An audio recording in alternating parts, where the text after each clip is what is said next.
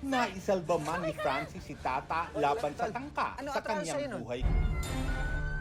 The patient has suffered chemical burns to the face dahil sa asidong sinaboy sa kanyang mukha.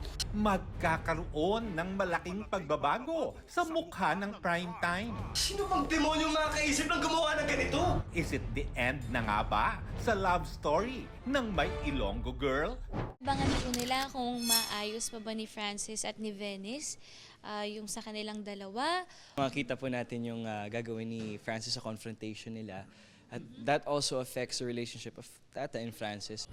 Dagdag problema pa, lalo't di pa nasisettle ang marriage ni na Venice at James played by Yasser Marta. Grabe siya magmahal eh. Talagang hopeless romantic, gagawin niyan lahat. Ako ang legal na asawa. Off-cam, sobrang ibang level na raw ang closeness at pagiging komportable ni na Jillian Ward at Michael Sager sa isa't isa. Very down to earth din si Michael and talagang nag-e-effort po siya na maging komportable yung mga katrabaho niya. I can really say that Jillian has been a big blessing in my life, especially late last year. She understands me, I understand her, and that really makes me happy. Napakaraming nagsasabi na talagang malakas ang chemistry ni na Jill at Michael.